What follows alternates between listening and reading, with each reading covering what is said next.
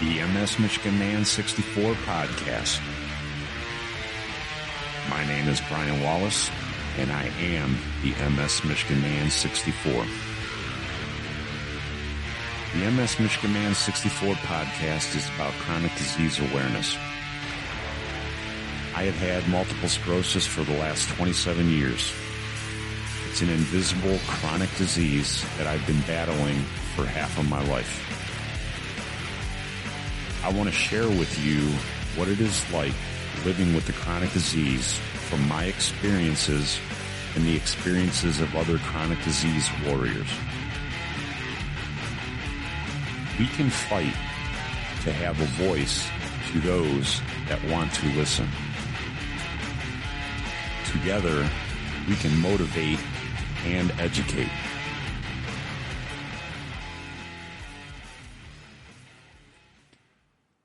Hi, and welcome to the MS Michigan Man 64 podcast.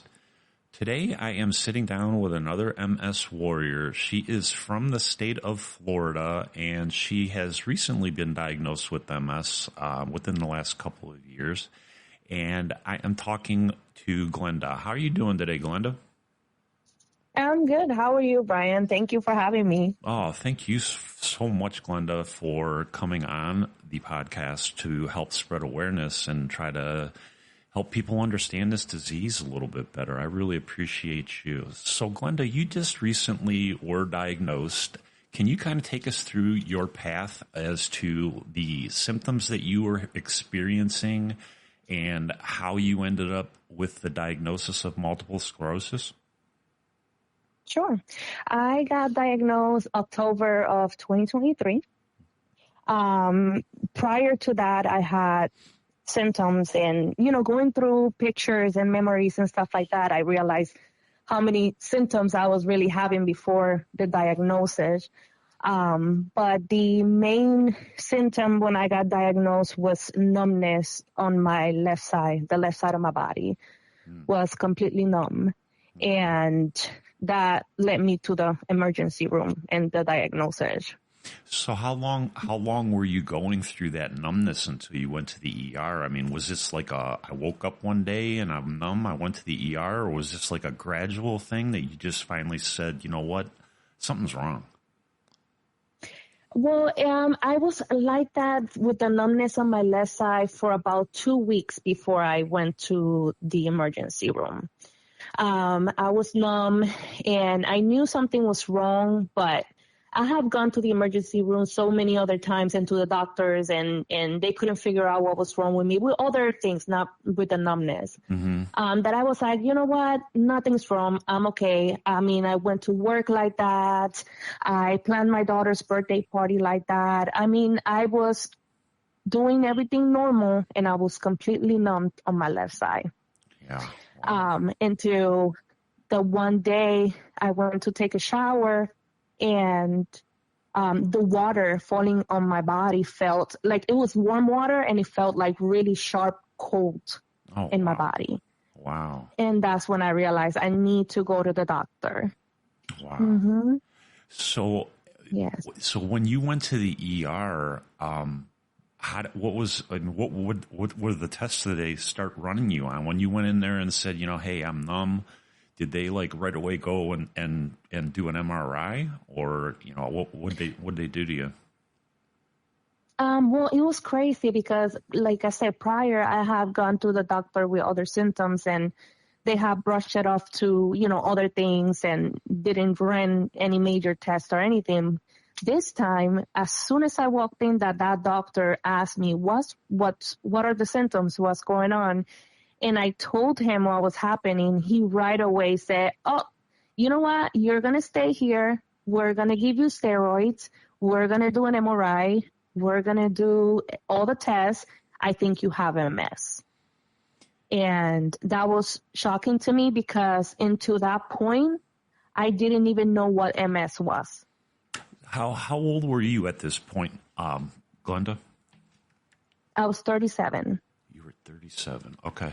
So, and you had no, and that just had to be so scary for you. I mean, so you were told in the ER, after an MRI, you got multiple sclerosis, and you're just sitting there like, okay, what does that mean? I just can't imagine what you were going through. Right. After I was told, usually, I started Googling stuff. So I went into Google and I'm like, okay, what is this? And when you Google, usually gives you all the bad things, like really bad things. And I'm not saying MS is okay, all right. No, MS is bad.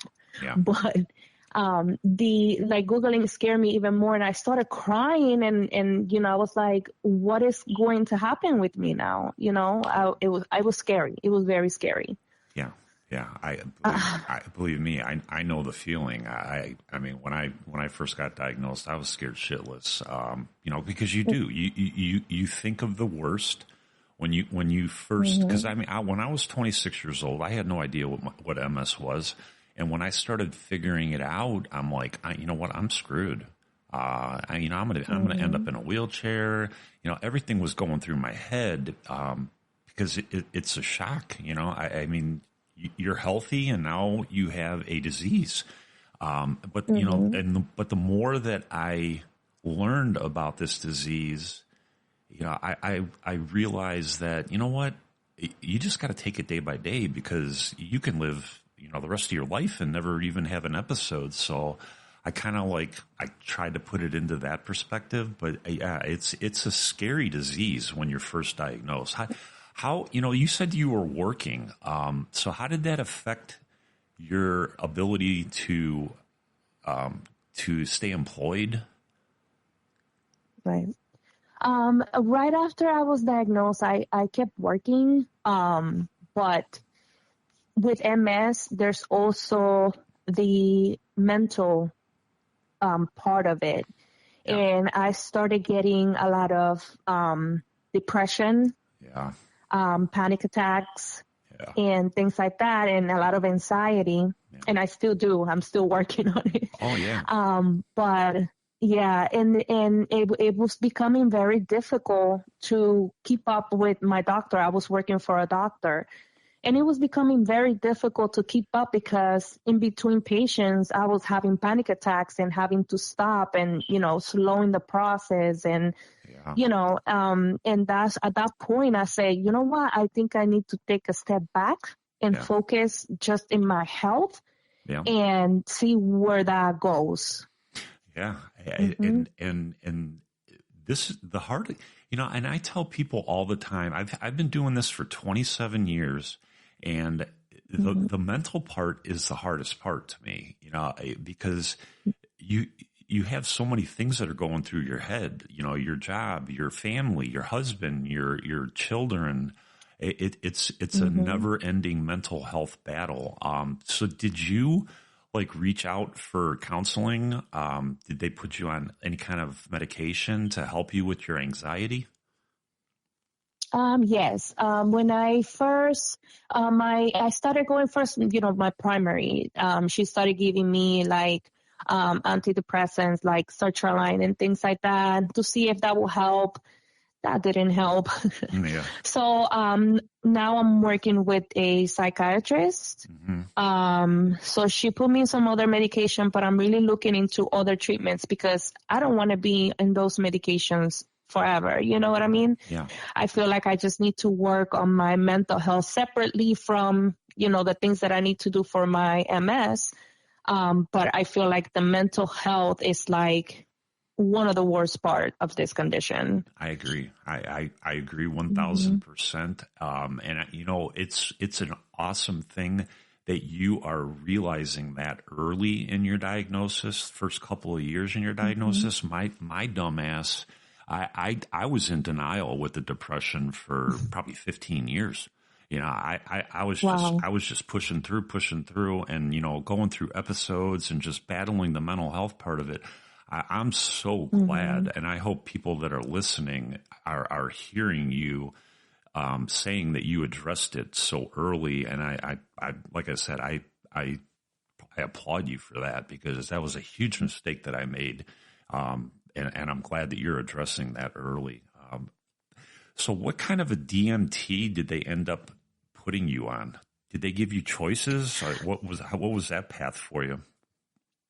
Well, when at the beginning, I started, they offered just the Tecfidera, just to start with the Tecfidera, and see how, that was going to work for me.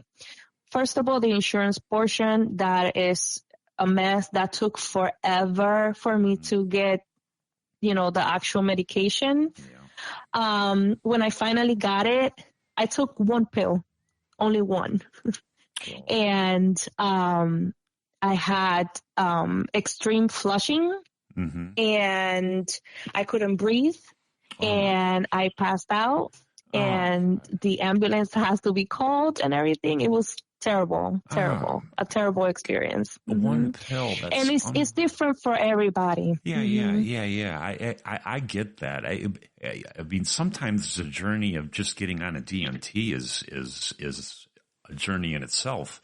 I can't believe you had one pill and you had that kind of a reaction. My first DMT, I was on Avonex, and it was a once a month or once a week injection. And I would do that injection on Fridays, and I'd be sick Friday night, Saturday, and Sunday. And then I would be okay and go to work for 5 days and do it all over again. And I did that one for a month, and I'm like, hey, doc, I can't do this. So I totally get, I'm sorry that it was one pill and you're in the ER. That's crazy. Yeah, it was terrible. So after you went to the ER, they were right away, they got a hold of your neurologist and said, hey, you got to switch DMTs. What was that process like? Yeah, they automatically asked me about, my neurologist information. They did talk to him, and he told them to let me know to not take it anymore. And I was like, okay, I wasn't going to anyway. Yeah, right. Right. Yeah. So I made the appointment with him, and I got to see him, and then he switched to the Kesimpta. That's what I'm taking right now. So you're on Kesimpta. So how long of a process? Because I know, I've switched DMTs a few times. How long of a process? You stopped taking that pill, and then when did you get the new DMT started? Was that another couple months? Couple months, yeah. It took a couple months for me to get the, get started on the Kesimpta. It was easier to get on Kesimpta than to get on the first DMT.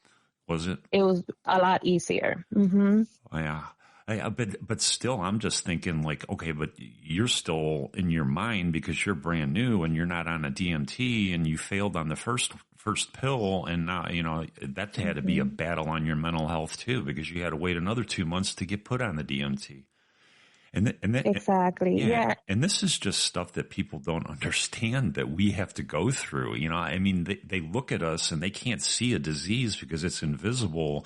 And they say, how you doing? And our automatic answer is, oh, I'm doing okay. But really, if they really knew this is the stuff that we're going through in our head, in real life, I mean, and yeah, that's terrible. I'm sorry you had to go through that with your DMTs, but I'm glad. So how did you respond to the new DMT? Everything's been good so far?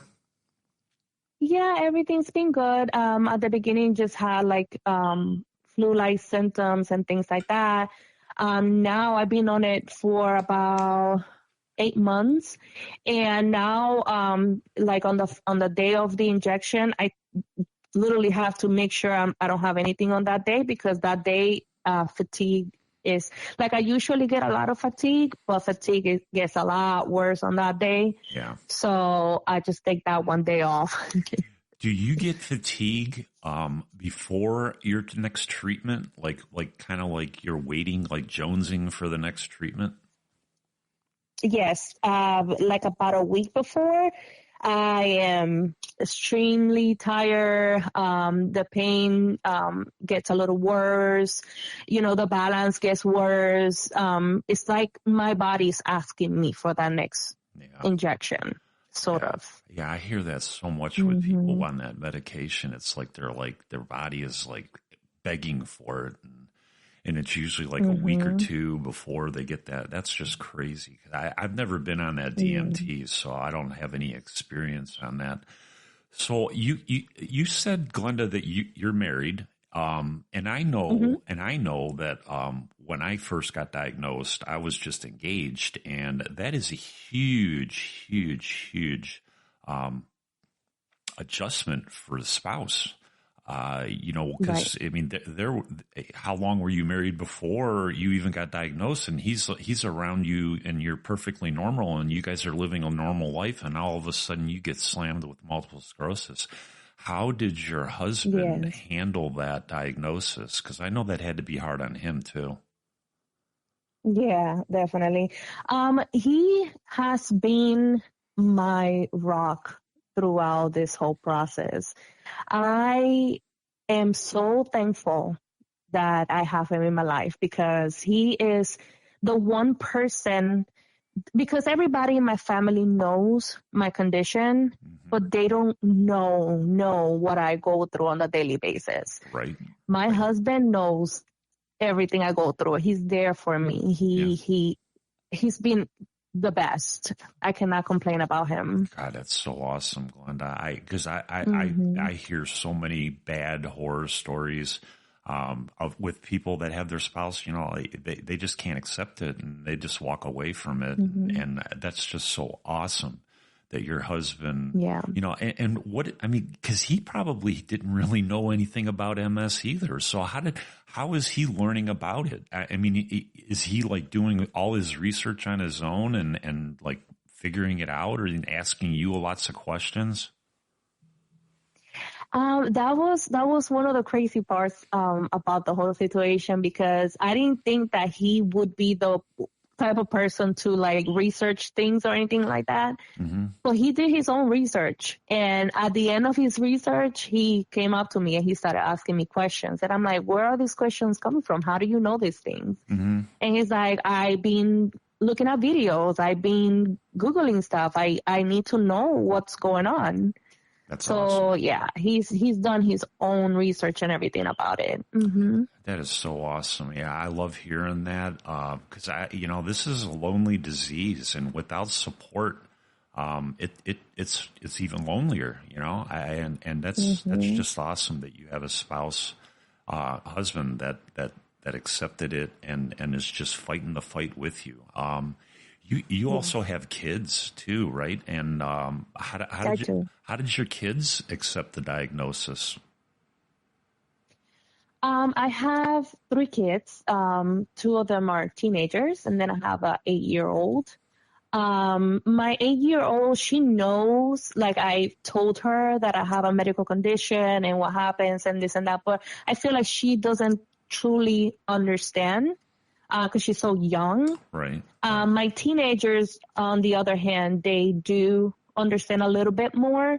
And my oldest, she's 17. She has done her own research as well because she wants to know what's wrong with mommy, Yeah, yeah. and they have been great. They help me, when needed and things like that. So That's they have awesome. been the best on That, that part. Hmm. that's awesome too. Because I mean, my kids, I'm same with you.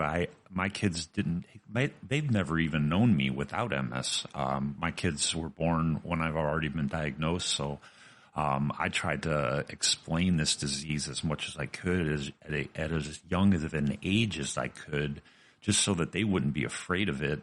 And so Hmm. they would have an understanding. And that's just awesome that your kids, basically just having a mom just get diagnosed and they weren't scared of it either. And they wanted to learn and they wanted to understand. That's just awesome to hear. And Hmm. I would hope that a lot of families would be like that. And again, I hear just horror stories about kids, they walk away from their parents because they can't handle the disease. I mean, this disease affects so many different aspects of our lives, and people just don't It understand that does. part of it. Hmm. Yeah, it makes a big difference. Like me before diagnosis, before everything, I was a very active person. I feel like my little one, she has gotten like the worst part of it because before diagnosis, before this happened, I was a very active person. So my older kids I got to do a lot more with them Right. because I was so active, like going to the park, Right. like going here, let's Right. do that. My little one, on the other hand, she hasn't gotten much of that because when I first started having all these symptoms was after delivery, after I had her. Yeah. So, everything started happening after that. Yeah. So.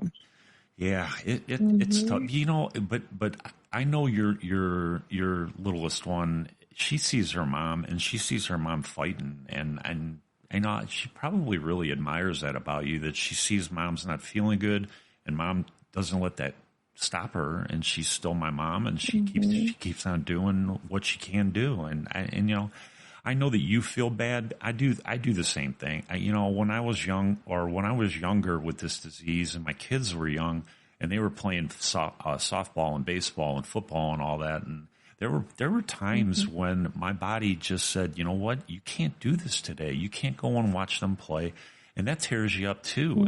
Because you want to be there with your kids and you want to see them growing up, but this disease just. It doesn't care. It's going to do what it wants you to do. And, it's a mental battle. But kids are smart. And, I did an episode with my daughter, Megan, and I asked her questions that I never even asked her before. And her answers were they blew me away. I'm like, wow, man, I didn't realize kids really thought that way. So, but the kids are, that's definitely a different part of the mix that people don't understand that we have to deal with. So let me ask you this question, Glenda. I know that, this disease for me can be very frustrating with the way society treats us. Just how we're perceived by society, and being that you are so young in this disease, have you experienced anything that, your first 37 years when you were healthy, you never really thought about it, and now that you have this disease and you're seeing the way people are treating you, can you tell us a couple of stories that you've experienced? Sure. That part has been very tough on me, and I think that's one of the reasons also why my mental health is not where it needs to be. Because in my situation right now, I'm 38 years old. I have balance issues. So I use a cane, Sure. Especially when I'm outside, like in public, like a lot of people around me, different lighting affect me and things like that. Sure. I use a cane. Yeah. So with the balance comes, I can't walk as fast because I have balance issues, and you get the people that doesn't see that, doesn't understand that because you look young, you should be able to walk faster or, things like that. Yeah. And I had a tough experience at a Walmart where, a person behind me was like, what is wrong with her? Why can't she walk faster? She couldn't see that I had a cane because my cane was inside the car, but it's not even that. It's the fact that you don't know what that person is going through. Right. Like, why being so mean? Yeah. Yeah. It's mind blowing the way that people look at people with invisible diseases. I know that I've gotten dirty looks, going into a Walmart or a Target or whatever and parking in a handicap spot back when I was in my 30s and I was still able to walk, but I couldn't walk real long distances. So I'd walk in the handicaps, or I'd park in the handicap spot, and somebody would look at me like, why are you parking in the handicap spot? And I've had people say something to me, and I'm like, you have no idea. You have no idea. Right. Don't even go there. But people are ignorant, and it's so frustrating. I know that. It is. And it tears me apart just hearing stories like that, that you're going through that. I wish society would just educate themselves a little bit better on people's lives, and just knowing that there's invisible diseases. Don't judge people just by the way they look. Exactly. So, Exactly. Yeah. so tell me like do you have any kind of tools that you use to like, keep yourself motivated? Cause like now that you're not, you were working, you were so busy, you were so active, and now like you're like me, you're dormant. Mm-hmm. Luckily you're down in Florida and your weather's a little bit nicer and you get to go outside. I'm sitting here in -10-degree weather, and the cold weather kills me. But Yeah. how do you keep your mind like going and keep motivated? And now that you have more time on your hands because of not being able to work. Well, basically, it depends on the day because you know how this disease is. Some days you're good, some days you're not. So, the days I can, I try to, exercise and things like that. Like I have my little gym at home, and I just work out as much as I can. I my kids, they keep me busy, even though like in the morning, well, they're in school, but as soon as they get home, they keep me busy. And, I like to sing here and there. I You do that too you when know I, Hey, I got to stop you right there. You do have a beautiful voice, by the way. I heard you sang that one song, and you put the video out of it. You were in your car, and I'm like, oh my God, she's got a beautiful voice. Yeah, thank you. you do. You have a beautiful voice, Glenda. But I'm sorry. Go ahead. Keep on going. What else? What else do you use? You use singing to motivate you? What else? I mean, I just try to keep busy doing different things, whatever I find that I can do, like I said, depending on the day, because some days it's not a good day. Some days it's a good day. So Yeah. it all depends on the day. Yeah, I totally get it. I'm, the thing that really amazes me about you, Glenda, is that you're so new in this disease. And I know that when I was a couple of years in, I didn't have as positive of an outlook as you do. And I commend you for that. I mean, that's awesome that a lot of people, like, they just shut down with this disease and they're like, oh my God, I got a mess. I'm just done.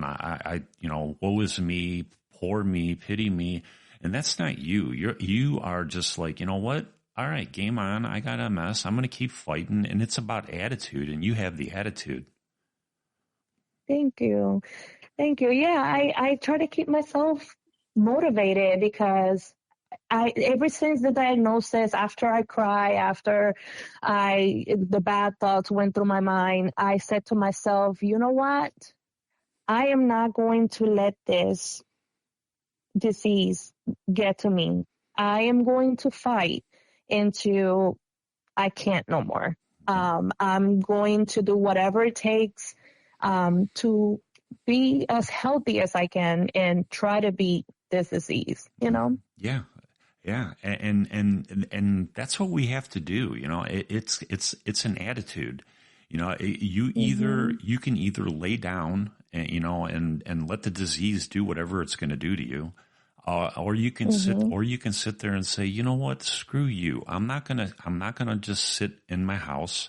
I'm gonna still live my life. I might not be able to do things the way I used to do it, but I'm still gonna figure Mm-hmm. it out, and I'm gonna keep living. Exactly. Yes, definitely. With a little bit of adjustments, but keep living and keep doing what you like to do. And like I said before on a video before, don't let nobody tell you you can't do something. No, You go and you do it. absolutely, Glenda. Man, Hmm. I love talking to you, Glenda. I would love to have you on again. We can you come back up in 6 months, a year. We can get an update, see how you're doing. It'll be summertime down in Florida, beautiful. You'll probably be telling us you're on the beach and all that. Yay. I'll be envying you up here in Ohio. But at least it'll be warm though. I'll be happy then.